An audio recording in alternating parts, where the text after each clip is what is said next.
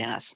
So if we can see ourselves first and foremost as parliamentarians and somewhere down the list as politicians, I think we'll make Canadians proud of us. I remember the words of our current speaker when he accepted election as speaker, that we should conduct ourselves in ways that would make our children proud if they happened to tune in. And today is one of those days. We're getting ready for question and question period, and I would just let the member know that she'll have about 3 minutes left after question period to continue responding. Statements by members, déclaration des pétitions. The honourable member for St. John's, Rothsay.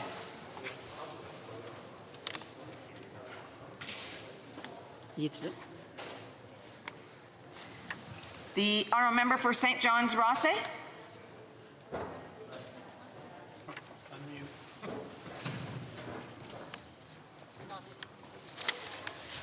There. The honourable member for St. John's, Rothsay. Okay. Je vais aller à Monsieur Sloan. The honourable member for Hastings, Lennox and Addington.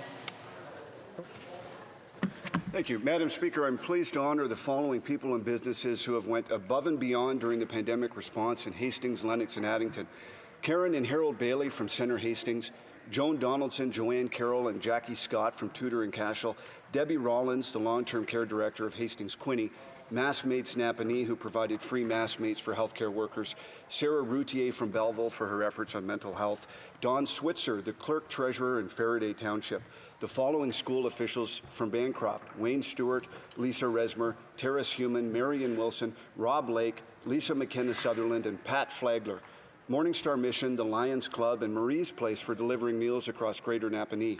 Tim Hortons in Napanee for a record-breaking Smile Cookie campaign with almost $20,000 raised.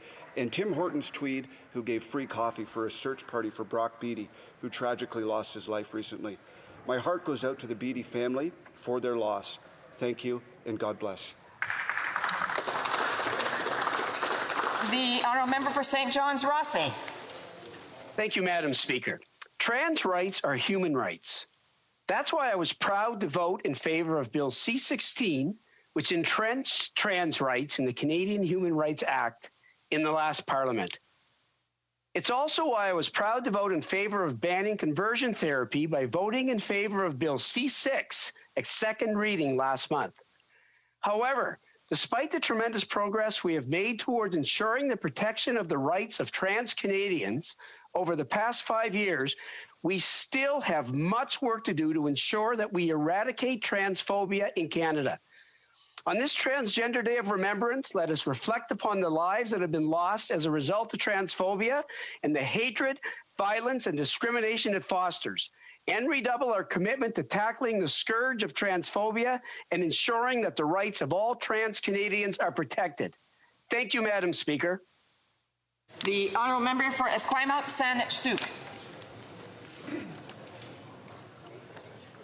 Mr. Speaker, today I want to mark the Trans Day of Remembrance and to call attention to the more than 350 trans and gender diverse people who were murdered this past year and the more than 3,500 people killed over the past decade worldwide just for being themselves. Some may think that such heinous crimes could never happen here in Canada. Unfortunately, that is not the case. This past year alone, Canada saw the murders of 2 transgender Canadians. We must take this as a reminder that not only discrimination, but also hatred persists, and that we must continue to fight for safety and full equality for all. While 2020 has been a challenging year for all of us, it has hit the transgender and gender diverse community especially hard. COVID has brought even greater challenges for a population that already faces barriers in finding housing, employment, and seeking out supportive health care. I not only call on members to mourn the losses of our parents, children, and siblings, but at the same time to celebrate the strength and resiliency of this community. The honourable member for Sherbrooke. Thank you, Madam Speaker. At the end of November, the month of the cause of diabetes, I would like to, with slightly less emotion than yesterday, but with just as much pride, highlight the work of a Sherbrooke resident, Dr. André Carpentier, who has distinguished himself internationally in diabetes research. He's created a new molecular study system. He's the first to study thermogenesis. Dr. Carpentier and his team are also the only ones who have been able to study the metabolic spread of food grease and fat, which can help us to fight against type 2 diabetes. A researcher at the Centre Hospitalier de l'Université de Sherbrooke and director and co-director of a number of diabetes research networks, Dr. Carpentier, in December will also become the new scientific leader for the CHUS. Congratulations for your work and your great participation. Member for Stormont, Dundas, South Glengarry. Thank you, Madam Speaker. For generations, Canadians have been proud to visit and showcase Parliament Hill, our House of Commons, the Peace Tower, the Centennial Flame. However, with the ongoing work taking place here to renovate these historical assets, Canadians are becoming increasingly concerned with the cost in an accountability process that continues to spiral out of control. This week, it was reported that another $153 million was added to the now $4.4 billion project and growing with every update. It is now at least 4 times the size of the original estimates. It is very clear that the governance and oversight in this project is a mess. To use the old saying, too many cooks in the kitchen. Madam Speaker, I love Parliament Hill and I'm honoured to serve here, but it is projects like this that make our federal government look incapable of managing our tax dollars properly. I implore this chamber and the minister to intervene immediately, come up with a proper governance and oversight plan, and get this project back on a reasonable budget. The honourable member for Etobicoke Lakeshore. Madam Speaker, I'm here today to congratulate the Minister of Canadian Heritage for being a champion to our cultural industries with his vision for the future and also in dealing with the immediacy of the pandemic. Ensuring that web giants contribute to the creation, production, and distribution of Canadian stories is long overdue. Local news outlets play such an important role in our communities. Supporting them is critical. So is helping our film and television industry. Etobicoke Lakeshore is a film hub in Canada, even known as Hollywood North. CineSpace and William F. White are 2 of the big players creating jobs and supporting our local businesses. The pandemic hurt this industry in unconventional ways. I am proud that we stepped up to offer short-term compensation to address the lack of COVID-19 insurance, and I am proud we ensured financial support for gig workers, key to the film industry. Film and TV are so vital to our cultural identity and my local economy. As we move forward, we will be there for them. Thank you, Madam Speaker. The honourable member for Ottawa West Nepean. Madam Speaker, during this COVID-19 pandemic, we have all seen heartbreaking tragedies amongst the elderly in our communities, especially those in long-term care. This crisis has only made visible and amplified problems that have existed for a very long time. Today, I pay tribute to Mind the Gap, a brave group of women in my riding who have been working for many years at all levels of government to find solutions. Mind the Gap began as a peer support group of 6 women whose husbands suffered from Alzheimer's. 5 of them experienced placing their spouses in long-term care, and most are now widows. What makes these women remarkable is that they have chosen to dedicate their time now to use their lived experience to turn to advocacy. I first met them when they were advocating for a national dementia strategy.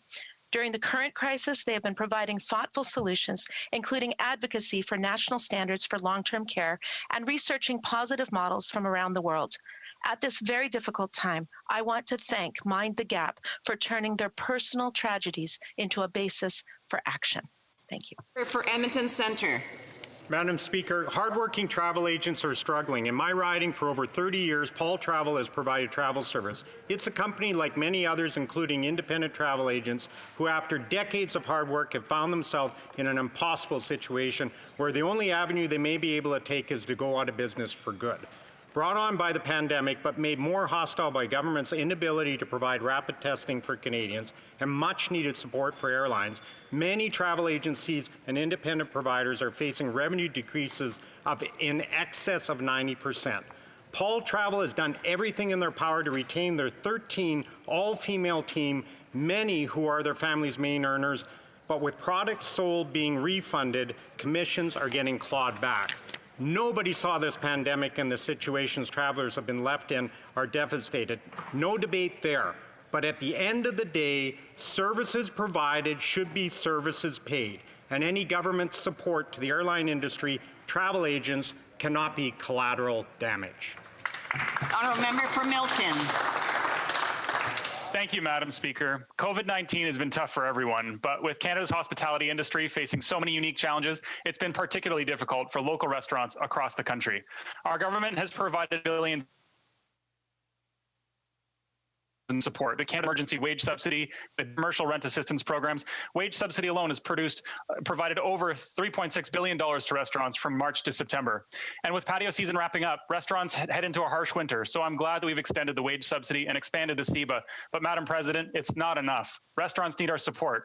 I want to take a moment to thank restaurateurs, management, and industry staff here in Milton who have found a way continuing to serve during the most difficult year ever. From the Rad Brothers to Eddio's to Bryden's Caribbean Vibes, the Thai House, the Green Eatery, Grill Daddy, Nan Guys, and our local Paramount Fine Foods. I'm sorry I can't name them all. Our restaurants here in Milton have found ways to serve our community with great deals, free meals for veterans and the less fortunate, and help out where they can. Canadians have been there, Madam President, but when we need to continue ordering in for meals and supporting the local restaurants who have always been there for us and will be when COVID-19 is history. Thank you. The honourable member for Carleton. I rise today to pay tribute to a great patriot who, after a long life of service and sacrifice, duty and discipline to community and country, has gone home to his Lord and Savior. Claude Bennett was humble, but had nothing to be humble about. His 27 years as an alderman and member of provincial parliament were distinguished. He saved countless lives by helping to bring the Ottawa Heart Institute to this city, an institute that in the end did 3 surgeries on him alone. He was relentless in his support of the community. He chaired AAA baseball, was the head of the Ottawa Hall of Fame for sports, and became the president of the Canadian exhibition here in Ottawa as well. And he continued into his later years, playing an amazing 54 holes of golf on his 75th birthday and regularly walking as much as 10 miles in a single day. He is the great patriarch of the legendary Bennett family. We all pay tribute to him and his life. He lives on through his family and friends in this world, even as he passes into the next. Thank you.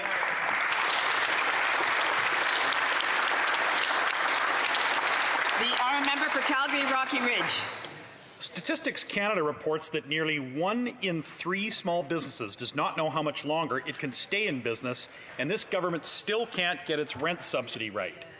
Bill C-9 was written on the fly and had to be rushed through this Parliament without proper scrutiny, even though they had months to get it right.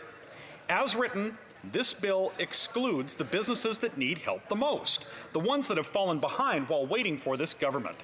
The Finance Minister had a solution.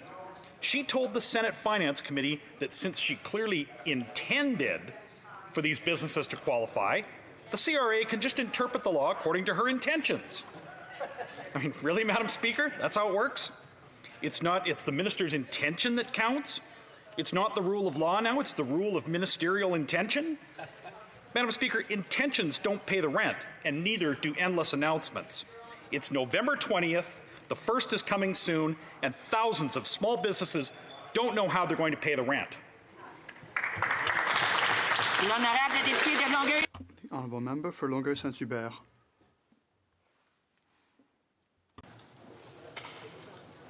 Oh, excuse, the honourable member for Victoria, sorry. Thank you, Madam Speaker. Post-secondary students and recent graduates are still not getting the help they need.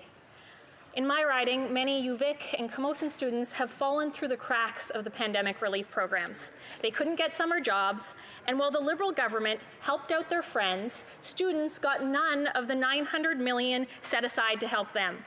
And to make it worse, while students are struggling to pay rent, the government has started collecting on student loans again and continues to make money off the backs of students by collecting millions, charging interest on student debt. As we face the second wave of COVID-19 across the country, Liberals are still leaving students behind. I want to give a shout out to the Don't Forget Students campaign. It's time for the government to live up to their promises and start listening to students. I understand that the member for Winnipeg South Centre had some technical difficulties, but now online, so therefore the honourable member for Winnipeg South Centre. Unfortunately, the microphone is not on. Madam Speaker, each year on November the 16th, Métis people across Canada pay tribute to the Métis leader and founder, Louis Riel. He devoted and sacrificed his life defending the rights of Métis people. Riel's legacy continues to resonate across the homeland. In addition to recognizing Louis Riel Day, the Métis Nation of Alberta has declared the week surrounding November 16th as Métis Week. It celebrates the culture, history, and contributions of Métis people to Alberta and to Canada with events held across the province. As Métis Week comes to a close, I urge all parliamentarians and all Canadians to reflect upon the important contributions and sacrifices of the Métis. Our government supports Métis Nation-led initiatives for post-secondary education and housing in Métis communities. We will continue to work government to government with the Métis Nation to make a real difference in the lives of Métis people. Thank you, Madam Speaker. The Honourable Member for Longueuil-Saint-Hubert. Madam Speaker, I would like to highlight the Grande Semaine des Tout-Petits, or a Grand Week for Toddlers, that is currently taking place in Quebec. This week was created following the Forum Tous pour eux, All for Them, which was held in 2015, and the goal of which was to bring together local and regional players on childhood and perinatal issues. The Grande Semaine des Tout-Petits aims to remind us of the importance of continuing to enthusiastically support initiatives that help our toddlers. On behalf of the Bloc Québécois, I'm pleased to speak today to thank each of the organisations and stakeholders who work for our toddlers. Thank you, thank you, thank you from the bottom of my heart. I would like to take this opportunity to highlight International Children's Day, which is taking place today, because our childhood is our future, our joy and our purity. We must continue our efforts to ensure that our children's future is equal to their aspirations. Thank you, Madam Speaker. The Honourable Member for Topic-Mactaquac. Madam Speaker, for months now, the Nova Scotia fishing crisis has continued to escalate. Tensions have risen with each passing week. We have heard testimony at the Fisheries Committee from Indigenous leaders, commercial fishermen, DFO representatives, and academics. The common thread in this crisis is that no one is happy with the performance of this Liberal government. Even the Liberal Premier of Nova Scotia said that he is, quote, very dissatisfied, and that we need the federal minister to sit down with all sides in a room. It is not enough to sit down with Indigenous leaders or with fishing associations by themselves, end quote. On Wednesday night, the fisheries minister admitted that she has not even read the Marshall decision, which is a foundational ruling in this crisis. Madam Speaker, Nova Scotians are tired of empty words and inaction. They need a minister who understands her job, does her homework, and provides the necessary leadership to de-escalate this crisis. Thank you, Madam Speaker. The Honourable Member for Vaughan Woodbridge. Madam Speaker, it's Global Entrepreneurship Week, and I can't think of a better time to highlight the winner of our local Vaughan Chambers Young Entrepreneurship Under 40 Award, Robert Federici, owner of Chow Roma, in my riding of Vaughan Woodbridge. Madam Speaker, the Vaughan Chamber of Commerce has been serving our dynamic and entrepreneurial city of Vaughan for years, strengthening and fostering business relationships. The VC's 2020 Business Achievement Awards took on a virtual look this year, but the connection was not lost amongst the nearly 500 virtual attendees, cheering on winners such as Durock Alfacing, winner of the Innovation and Technology Award, Pizza Nova, winner of Hospitality, and other winners such as Fazari & Partners, TAC Construction, and the Cortel Group. A special recognition for the Community Spirit Award winner, Peter Wixon, the founder of the Vaughan Food Bank, whose dedication over 3 decades inspires so many. Madam Speaker, small businesses know across this country and can be rest assured that our government has their backs as we all continue to face and battle COVID-19. Thank you, Madam Speaker. Oral questions, questions orales. The Honourable Deputy Leader of the Official Opposition. Madam Speaker, this country is in a worse crisis than we ever could have imagined. 11 months after COVID has hit, thousands of lives, millions of jobs, and Canadians' freedoms have been lost. Canadians were told last March if they just followed the rules, we would flatten the curve and things would get better. Well, things are not better. The Prime Minister has failed in managing this crisis, and yesterday's report is proof of that. Canadians deserve some answers and the truth. When will the Prime Minister realize that getting rapid at-home testing, having reliable tracing, and getting Canadians all the data is his job and he's failing miserably at it. The Honourable Minister. Madam Chair, Madam Speaker, from day one, we have been there to support provinces and territories in their responsibilities to deliver healthcare. We've sent rapid tests, support long-term home care, additional contact tracing and test processing capacity, and we've provided $19 billion through the Safe Restart Agreement. Our vaccine portfolio is one of the strongest in the world, and we are working with partners to ensure that we will be ready to deploy when the time comes. Madam Speaker, we've taken a Team Canada approach to COVID-19, and we will continue to work to keep Canadians safe and healthy every day. I just want to remind members to keep the going back and forth down while there's question period, so that we can really hear what is going, what those who are speaking are saying. The Honourable Deputy Leader of the Official Opposition. Well, Canadians are being kept in the dark by this Prime Minister. He's throwing numbers at them without any context. Too often the government can't tell us what activities are driving up COVID-19 numbers. One day it's restaurants, the next day it's weddings, then it's schools, then it isn't.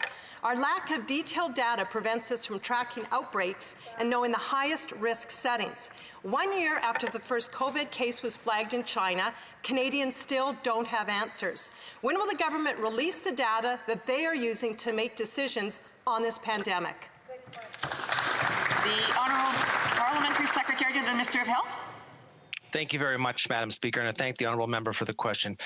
Madam Speaker, as weather gets colder, we need to keep practicing the things that have kept us safe.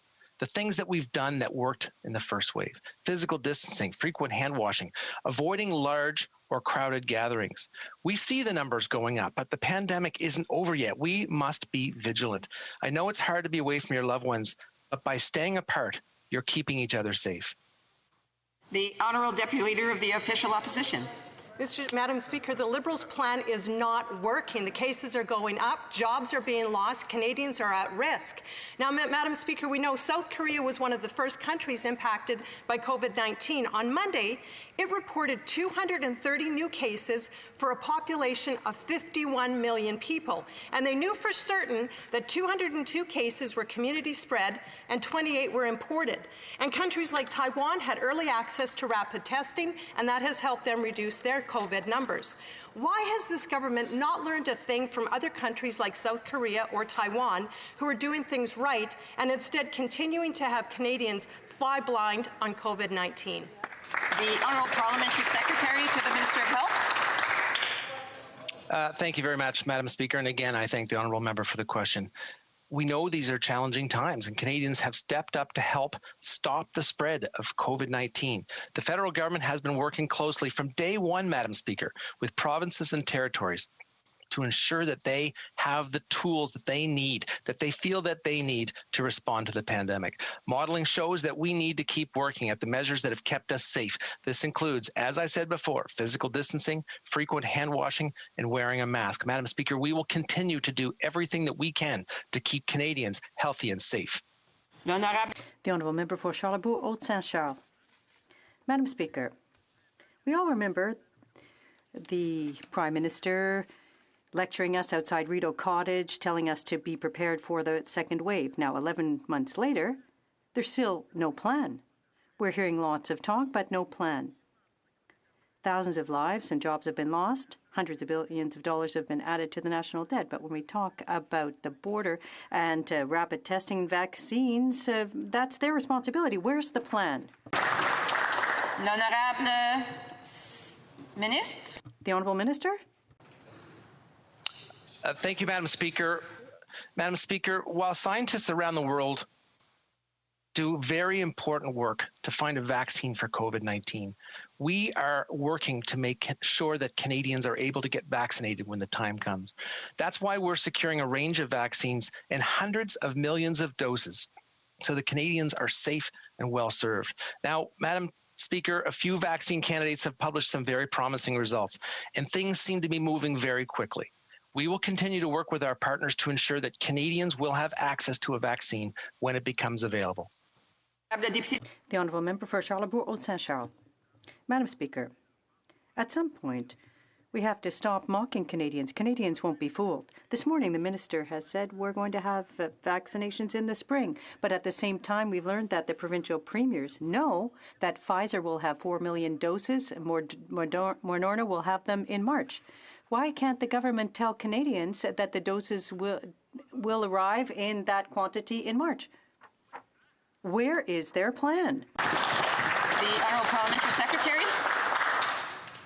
Again, Madam Speaker, in these uncertain times, Canadians have responded to our calls for action, making changes to their ways of life.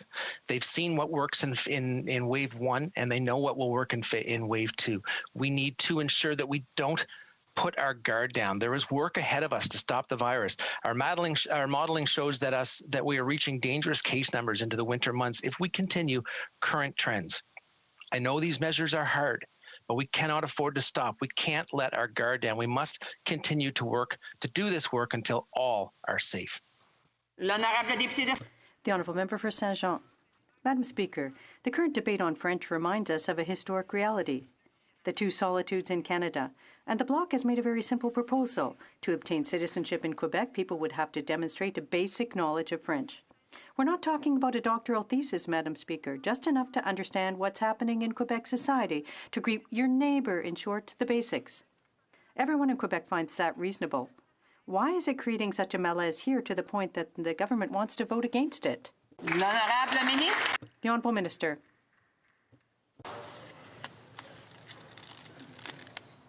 L'Honorable Ministre. The Honourable Minister. Oh, L'Honorable Secrétaire parlementaire. The Honourable Parliamentary Secretary. I would thank my colleague for her question. As you know, our government is a strong defender of the French language. I am a proud Quebecer myself who defends the values of French in the province. We are dedicated in our action to supporting the French language, to promote Francophone immigration, thanks to our efforts, namely, as part of the Express Entry program, where we've increased points. We will continue to find new ways to increase Francophone immigration and to support French. The Honourable Member for Saint-Jean. Madam Speaker, we have a solution. What we want in Quebec is to avoid creating two solitudes between Quebec society and newcomers. It's a fact. French is a language that's used at home and it's in decline. Newcomers are less inclined than in English Canada to use a common language, which is French. It's a fact that without knowledge of this language, newcomers struggle to live up to their potential. Does the government realize that by undermining the importance of French, it's hurting the people it thinks it's trying to serve? The Honourable Parliamentary Secretary. Thank you, Madam Speaker, and I'd like to thank my colleague for her question. As I said yesterday on the bill that was put forth by the Bloc, I am an immigrant myself. I was under Bill 101. I'm a Canadian citizen, and I didn't know how to speak French when I became a Canadian citizen. The issue, Madam Speaker, is welcoming immigrants to our country. The Liberals voted against the NDP motion to impose a wealth tax. As Canadians struggle, billionaires have earned significantly more since the start of the pandemic. 80% of Canadians support a wealth tax and on excessive profits. The Liberals are still saying no. Why are the interests of billionaires placed ahead of other Canadians by this government? The Honourable Minister. Madam Speaker, I have no doubt that the NDP opposition motion was well-intentioned, but it was very poorly executed. I point the honourable member to the speech from the throne, which committed to finding new ways to tax ultra-wealthy Canadians. I have a question in return for him, though, Madam Speaker. Why is it that the NDP, when given the opportunity to support a motion that raised taxes on the wealthiest 1% so we could cut taxes for the middle class, did they vote against it? Why did they refuse to support the Canada Child Benefit, which sent more money to 9 out of 10 Canadian families and stop sending checks to millionaires? Madam Speaker, we will always defend middle-class Canadians, and we're not afraid to ask Canada's wealthiest to pay a little more. Honourable Member for New Westminster Burnaby.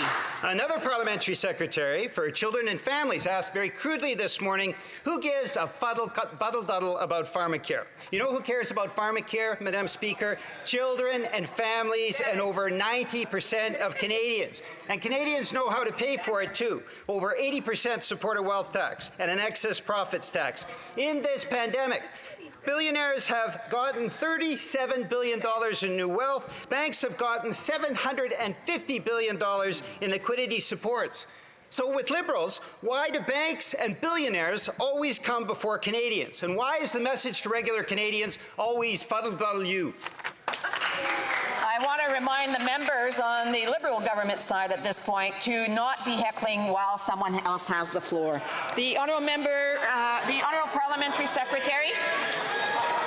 Madam Speaker, I question the honourable member's appropriateness in his use of language in his question. In any event, I'd reiterate my point that we have committed to finding new ways to tax Canada's wealthiest. Madam Speaker, we will continue to move forward with measures that will support the middle class. When we raised taxes on the wealthiest 1% to cut taxes for the middle class, the NDP voted against it. When we changed the child care benefit to put more money in the pockets of 9 out of 10 Canadian families, the NDP voted against it. Madam Speaker, what separates us from the NDP is they're happy to wave their arms to make a point. We will not be satisfied until we advance policies that make a difference.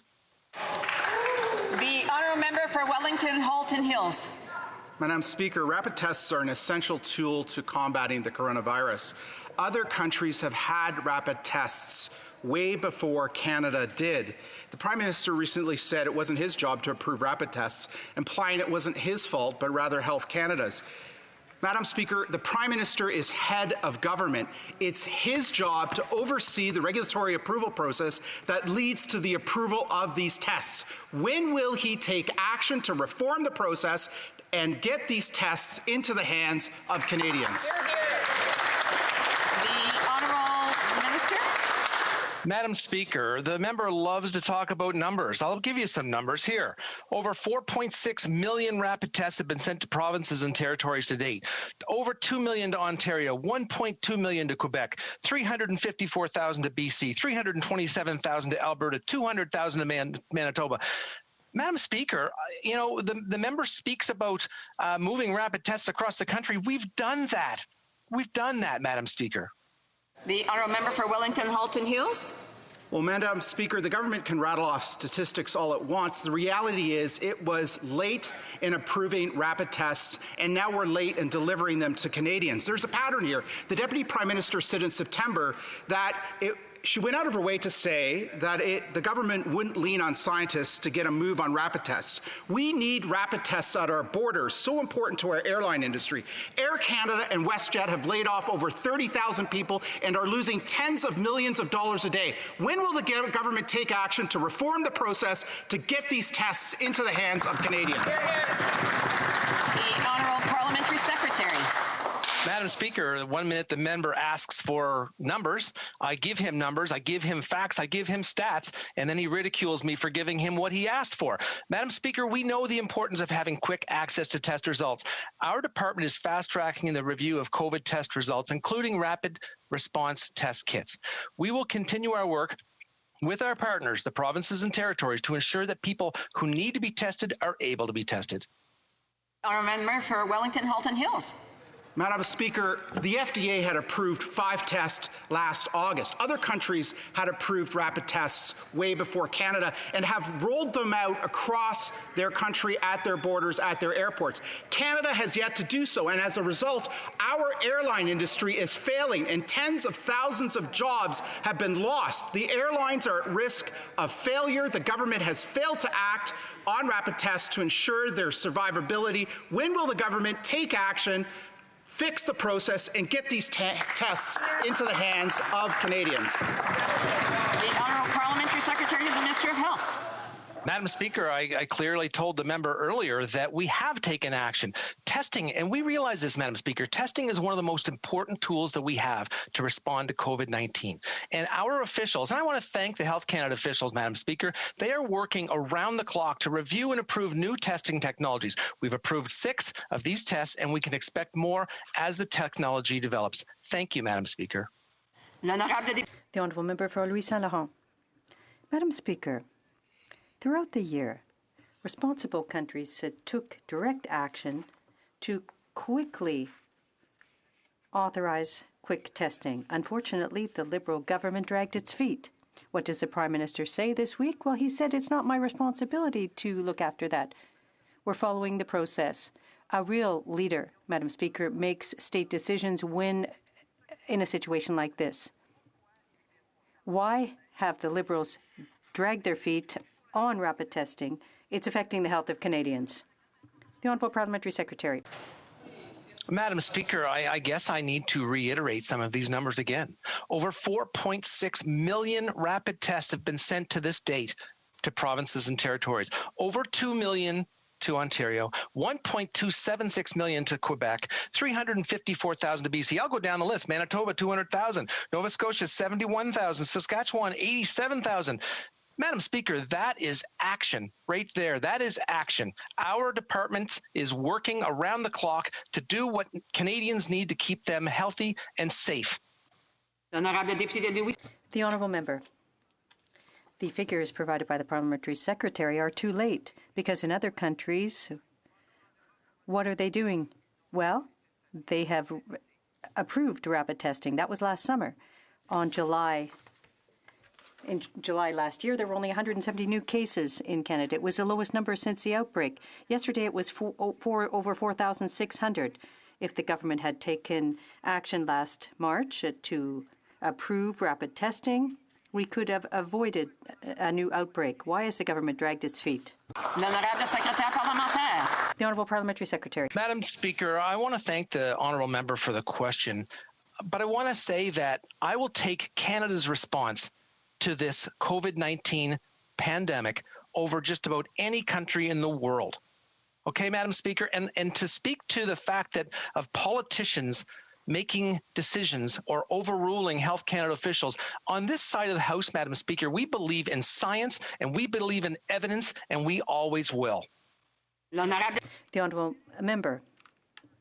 Will tell if Canada did so well in this situation compared to our neighbor.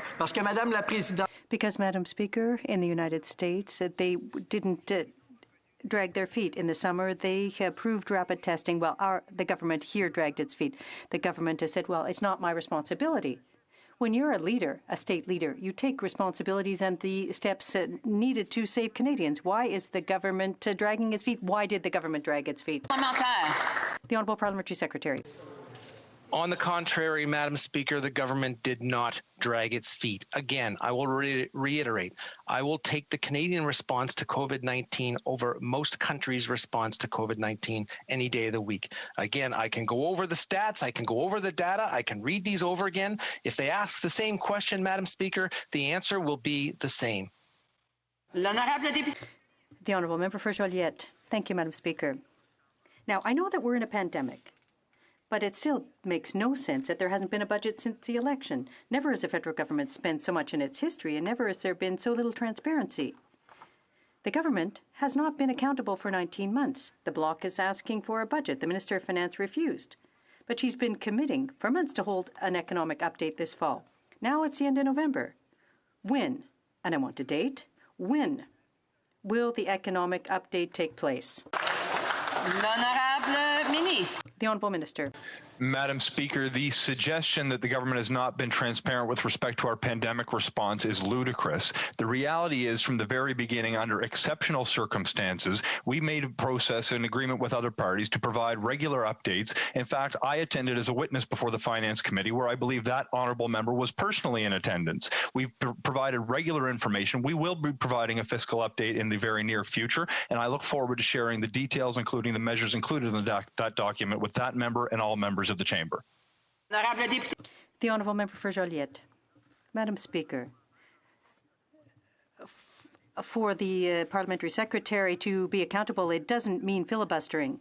Now, the government has promised two essential things, and for which it has refused to give dates: the economic update and a meeting with health ministers on health transfers with first ministers. They go hand in hand. The government has just announced dire predictions on the spread of COVID. It can't just watch from the sidelines. In the economic update, it needs to specify room for maneuver and an increase in health transfers. Will the government do its part in this area, and will it announce a date? The Honourable Parliamentary Secretary.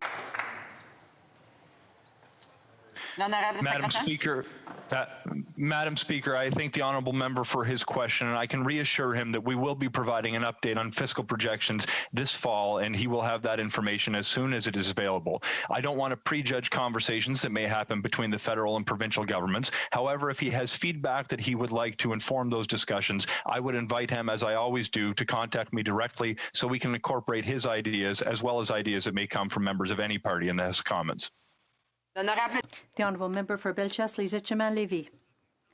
Madam Speaker, it's been a very trying week for French language under the Liberal regime, denying the decline of French in Montreal, calling the French language charter oppressive by the President of the Liberal Party. They can retract their statements and erase tweets, but yesterday the Liberals tried to sweep under the carpet a study on the decline of French in the country at the Official Languages Committee. Why are they abandoning language communities across the country? The Honourable Minister. Thank you, Madam Speaker. I'd like to thank my colleague for his question. Our government acknowledges that there is a decline in French in Quebec. As a francophone, French is not just a debate. It's what I write, it's what I do, it's who I am. Inaudible. By all members. It's important for all members of the Liberal Party. The Honourable Member for Bellechasse-Lévis-Etchemin-Lévis. Well, what are they waiting for then? Because when things go badly, we know who our real friends are. And yesterday, the Francophone, Acadian and English minority communities in Quebec realized that the Liberals were abandoning them in these difficult times.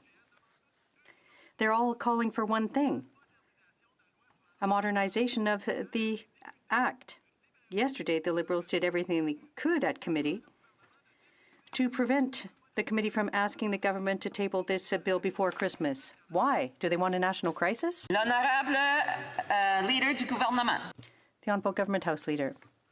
Madam Speaker, my colleague is out in left field. I'd like to remind him of something. The party that he belongs to cut funding for CBC, cut Francophone communities, took minority communities to court. During the leadership debate, they said there was too much French in the leadership debate, and today they still refuse to appoint bilingual judges to the Supreme Court. It's that party, that very party, that my colleague represents, so we will take no lessons from them. The Honourable Member for Mégantic-L'Érable. Madam Speaker, infighting is underway in the Liberal Party, it would appear. On the one hand, there is an MP who denies that French is on the decline in Montreal. The head of the Liberal Party claims that Bill 101 is oppressive. On the other hand, Liberal ministers are saying it's all fine and well. They've refused all week to commit to introducing their bill. The MPs for Compton, Stansted, Sherbrooke, Brome-Missisquoi are all silent. Why? Honorable Ministre. The Honourable Minister. Merci, Madame la Présidente. And thank you, Madam Speaker. That is not true. We are present. We are there. We will always promote and protect the French language. I, as all of my colleagues are Quebecers, first and foremost, Francophones. We have taken steps, concrete steps, and we will continue to do so. The Honourable Member for Mégantic-L'Érable. Madam Speaker, you want proof that the Liberals are just talking, not delivering? Yesterday, at the Official Languages Committee, they adjourned a debate on the decline of French. They prevented the tabling of a motion calling for the modernization of the Official Languages Act. As a former Quebec Prime Minister said, proof is proof. Why are the Quebec Liberals refusing to commit today to introduce a bill to modernize the official languages before Christmas? The Honourable Minister. Thank you, Madam Speaker. We have taken steps. We have held consultations. There have been reports. We are working hand in hand with the provinces, with Quebec specifically, to ensure that we put forth a sustainable bill. It's like they've just realized that the importance of French on that side. Okanagan, West Kootenay. Madam Speaker, the spotted owl is listed as endangered in Canada. There was once 1,000 of them here, but after old-growth forest loss, there is only 3 left. Now, 2 of those nest in the Spuzzum Creek Valley of British Columbia, where their critical habitat is being logged right now. And under the Species at Risk Act, the Minister of Environment can make an emergency order to force provinces to protect species. And if there were ever a case to make such an order, this would appear to be it. So will the minister act immediately to protect this species before it vanishes from Canada? The Honourable Minister.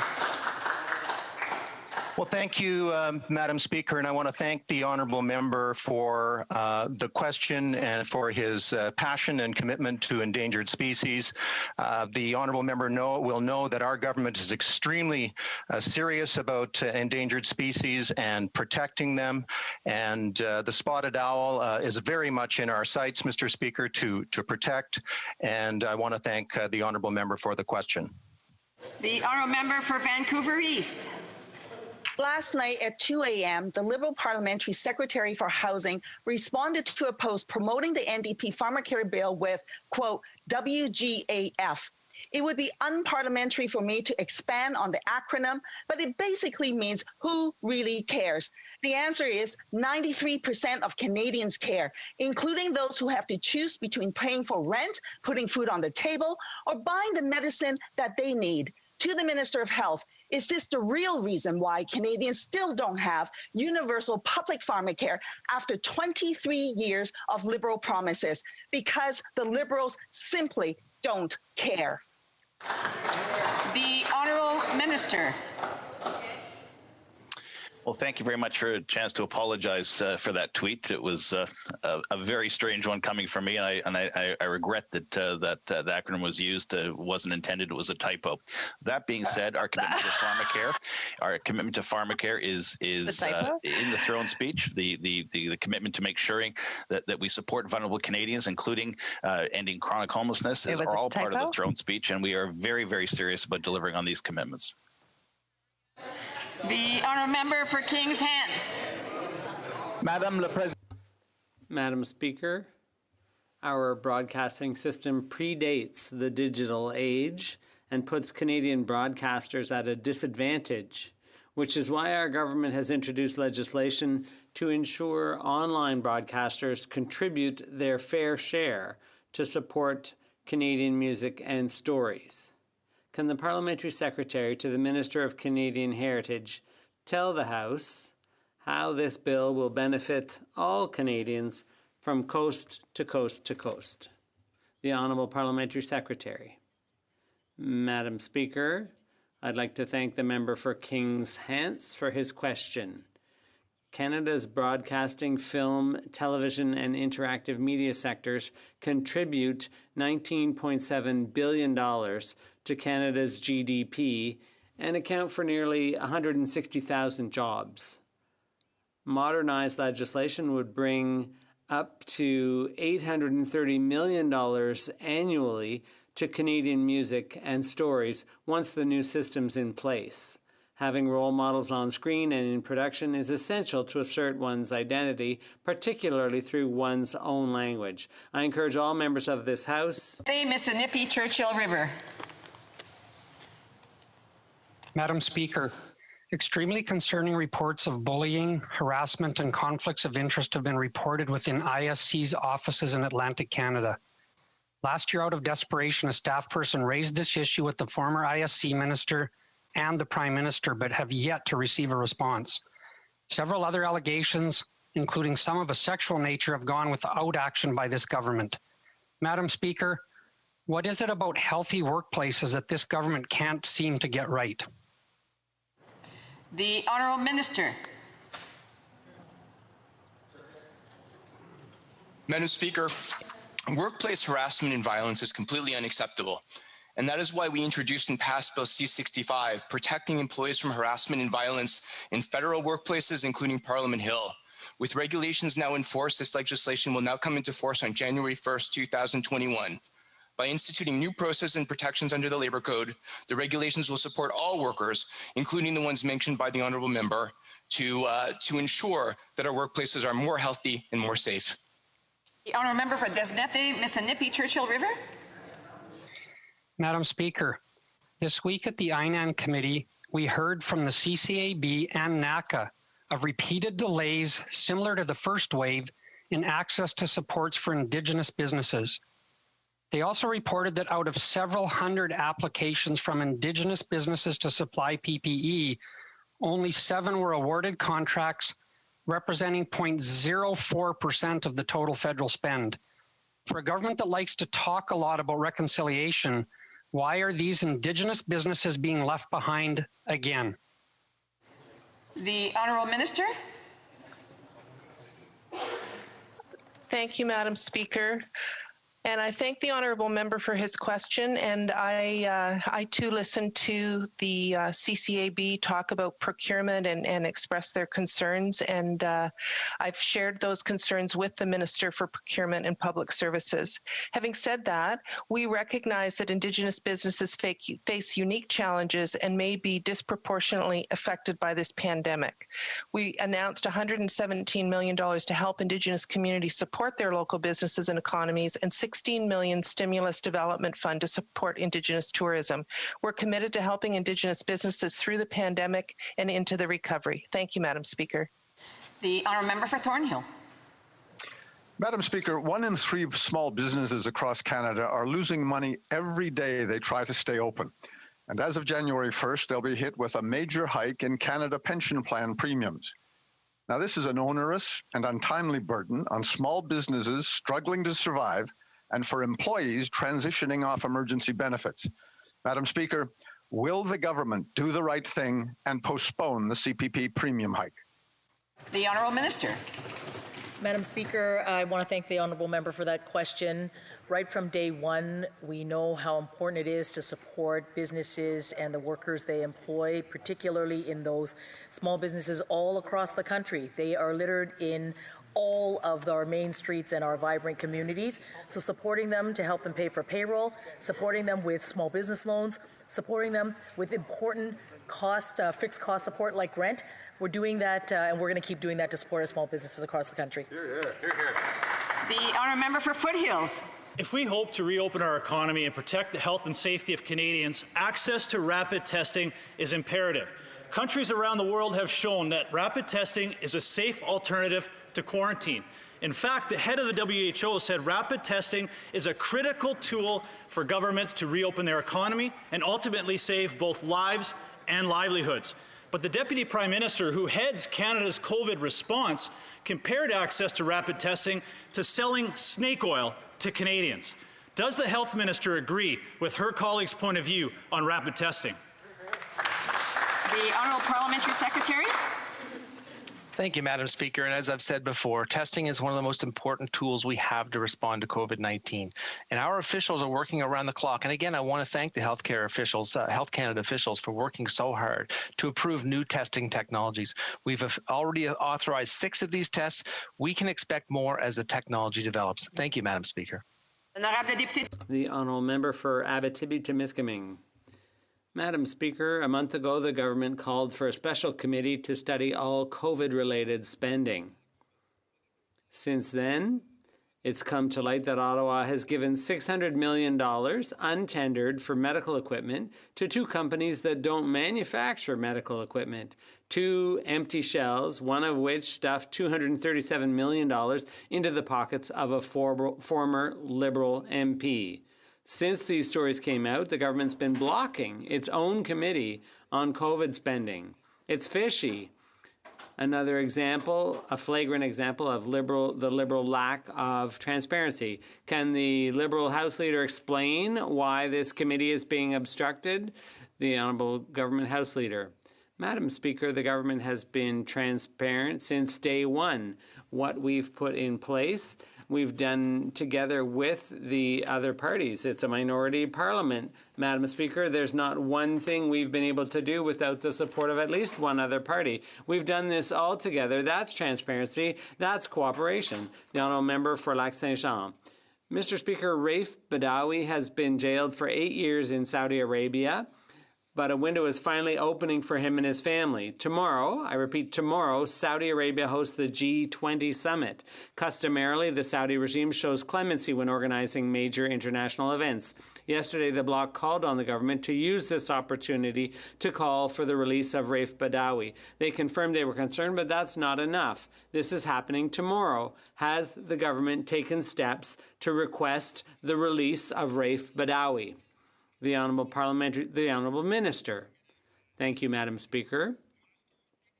We remain extremely concerned about Raif Badawi. I've met his wife here in Ottawa, and the Minister is in constant contact with his family. The promotion and protection of human rights, including freedom of expression, of conscience and religion and belief, are integral parts of Canada's foreign policy. We have raised this at the highest levels, and we have repeatedly made calls for clemency. The Honourable Member for Parry Sound, Muskoka.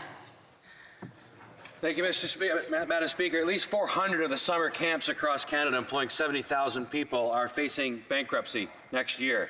Meanwhile, the Canadian Federation of Independent Business reports that hundreds of thousands of small firms have received zero support because they fall through the cracks. Every day, more and more shops, restaurants, hotels in Parry Sound, Muskoka, and all across Canada are forced to close their doors. Why has this government completely abandoned small business, summer camps, and the tourism sector? The Honourable Minister. I'd like to thank the member opposite for raising the issue of summer camps. It's a serious concern. Seasonal businesses, in particular those that support youth, have been a focus of our government, but unfortunately, the support is challenging to get to seasonal businesses like summer camps. We did provide substantial support to the nonprofit and charitable sector with emergency funding. Some of this supported the summer camp programs, but there's clearly more work to do on the seasonal industries, and we're committed to making sure that Canada's children are properly taken care of, as are those businesses. The Honourable Member for Calgary Skyview.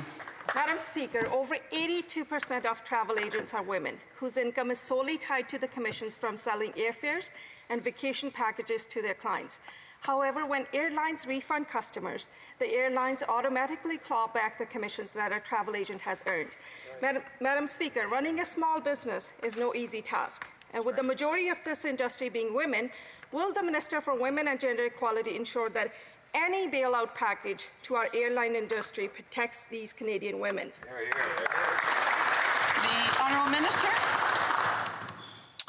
Thank you very much, Madam Speaker. We are aware of the frustration many consumers are facing, and we've heard the voices of travel agents across the country. This is an important issue, and it's why we're working with all parties to find a way forward. We will continue to be there for Canadians and expect airlines to do everything they can to compensate their customers. Our government continues to work hard to ensure that Canadians stay connected across the country as we build our economy. Thank you, Madam Speaker. The Honourable Member for Dufferin-Caledon. Madam Speaker, last week I had the opportunity to talk to small businesses in my riding. One owner, Paul, tells me that he was supposed to launch his business on April 1st. Of course, that didn't happen due to COVID, and business has been slow since. He's invested almost $500,000 in his business, his entire family's life saving. He's not eligible for the wage subsidy. He's not eligible for the rent subsidy because he's a new business. For the sake of Paul and thousands of businesses across the country like his, let's not have talking points. What does the minister have to say that they're going to specifically do to help Paul and save his family and thousands of businesses like his across the country? The Honourable Minister. Thank you, Madam Speaker, and thank you to the Honourable Member for that really important question. Paul's business and many businesses like those are exactly what we want to do, what we are doing to help them.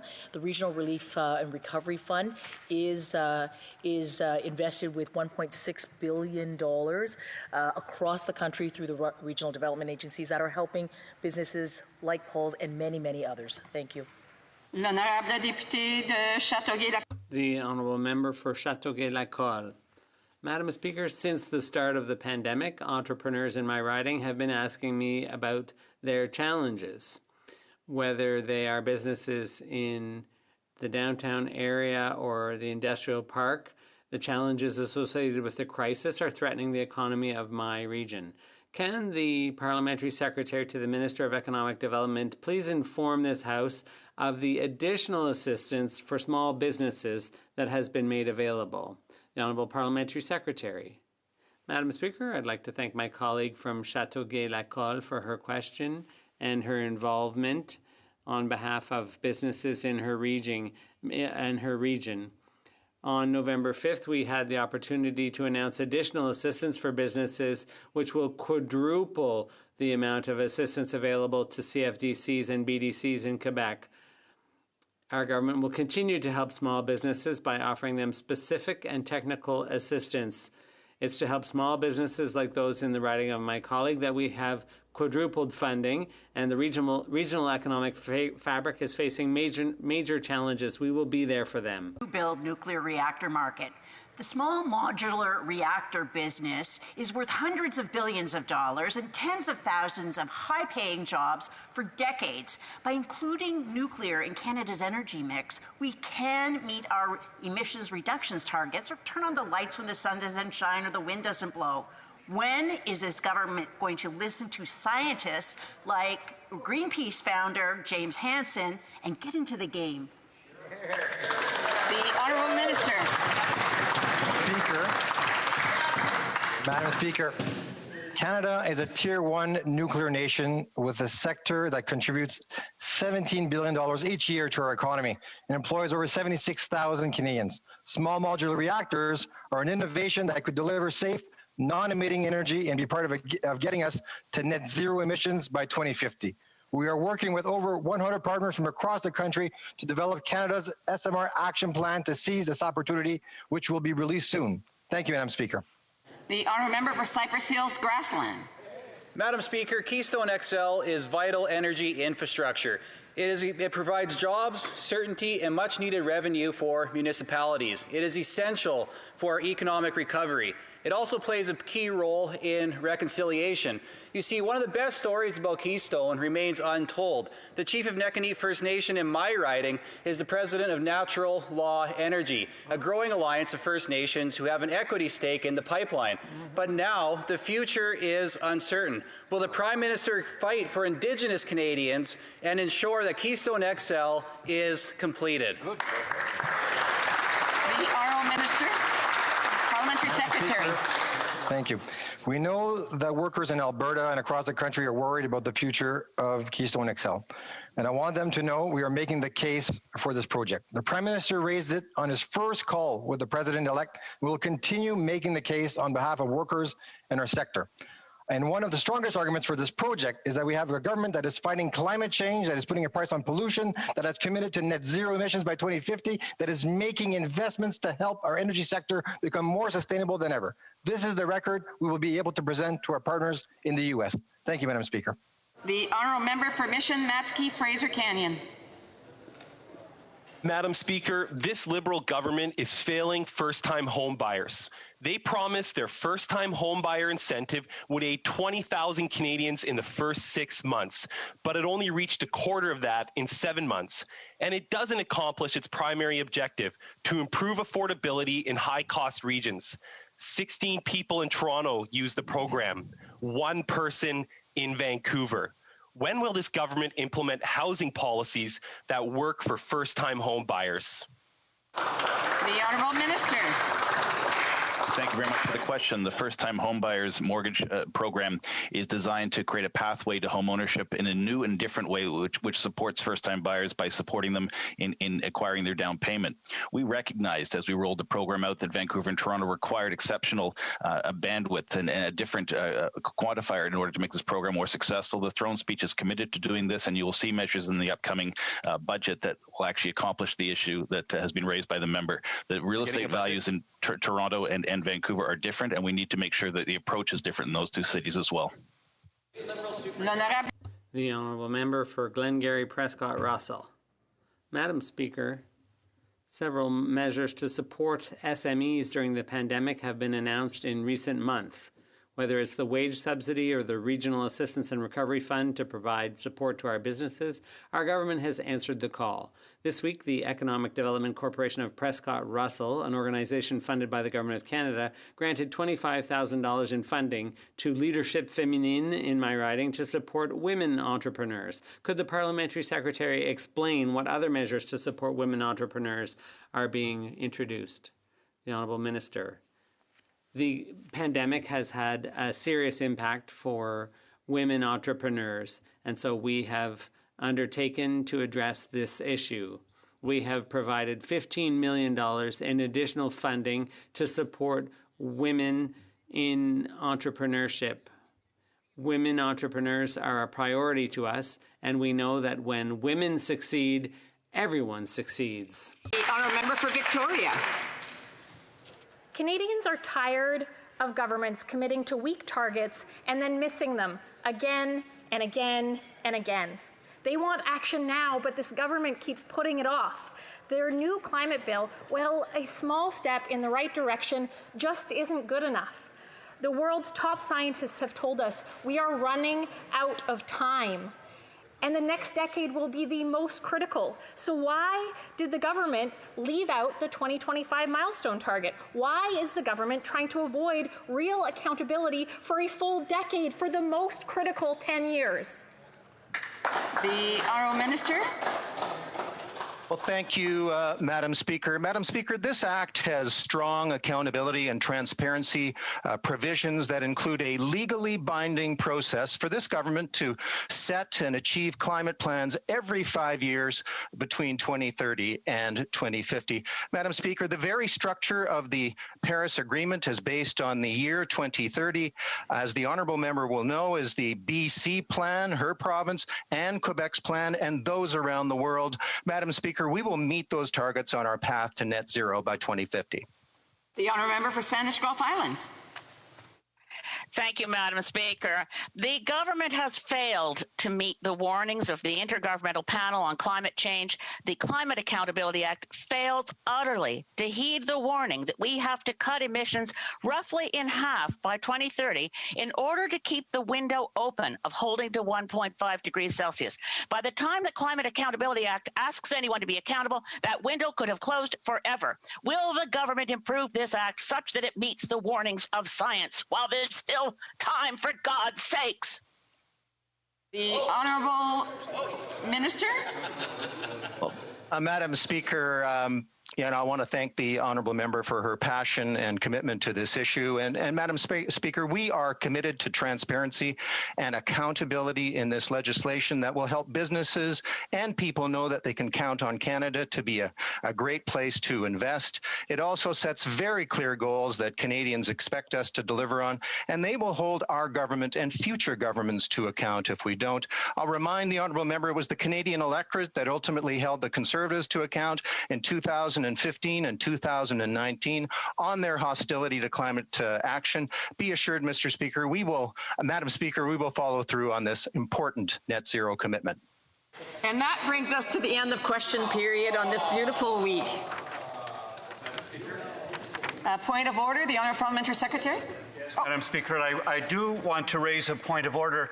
As the Chair has ruled, the Speaker has ruled repeatedly over the years, it is just as inappropriate to say something indirectly as if it is inappropriate to say it directly.